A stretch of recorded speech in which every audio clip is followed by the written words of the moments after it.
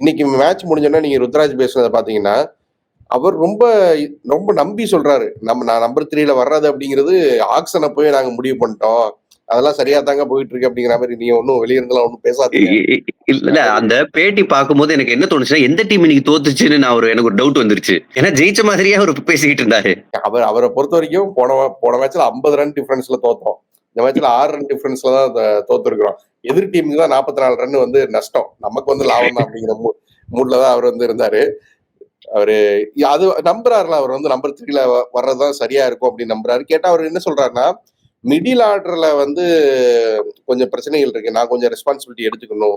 ஒரு அம்பத்தி ராயுடு மாதிரி, அப்புறம் வந்து ரஹானே பண்ண ரோல நான் பண்ணணுங்கிறாரு. அது சரின்னு நினைக்கிறீங்களா? ஏன்னா ஆல்ரெடி அவர் மேல நல்லா பண்ணிட்டு இருக்கிற ஒருத்தரு, கீழ வந்து இப்ப நான் இருக்கிற சரி பண்றேன்னு சொல்றது. ரொம்ப கரெக்ட் நீங்க சொல்றது. அப்ப அந்த ரோல ராகுல் திரிபாட்டி பண்ணிருவாரு. அவர் excellent player of spin. Sweep, slog sweep சூப்பரா ஆடுவாரு. சோ மோர் சோ அவர் வந்து பெட்டர் சூட்டட். உங்களுக்கு வந்து பவர் பிளேக்கு அப்புறம் கூட பவுண்டரி ஆப்ஷன்ஸ் அடிக்கிறதுக்கு ராகுல் திரிபாட்டி இருக்காரு. சோ இவர் தைரியமா மேல போகலாம்.